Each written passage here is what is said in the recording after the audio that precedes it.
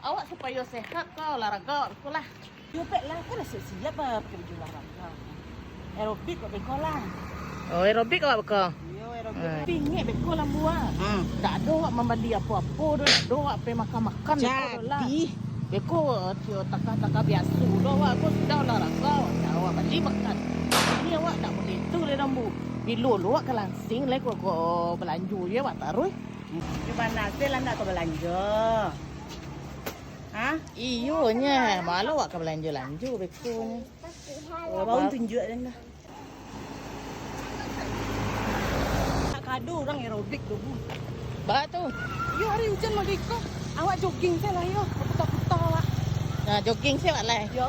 Yalah nak bawa dah daripada nak mengari awak lah. Yo. Jogging kan lepas tu orang lari-lari seketek berdeka awak lah ya. Iyo. Lah, les semangat di buka. Lah, Mau sampai 5. banget dong. Oi, semangat. Wah, anak lah semangat kau. Anak olahraga lah. Kau.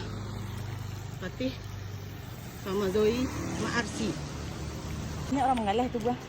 Wih, dia lah. Jangan dicalik-calik dulu lah. Dia nak tergoda kau. Jangan goda-goda lah awak lah. Biasalah orang tu mengalah awak. Awak pin calik-calik lah. Jangan awak balik Olahraga. lah. Awak pi olahraga. Ya. Bila lu awak ke langsing boleh Mantap. Ha. Dia rami orang. Alasan. Ha? Alasan betul? Iya. Rami orang jualan.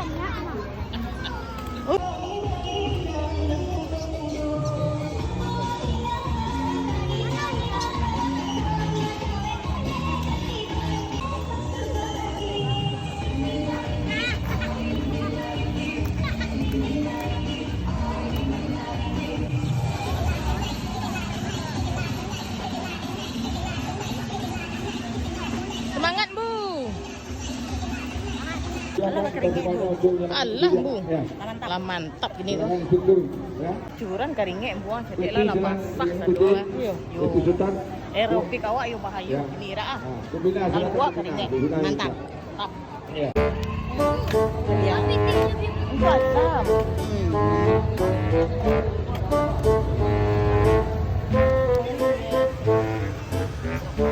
Apa dia bilang? Nanti calik-calik. Calik-calik tapi malu.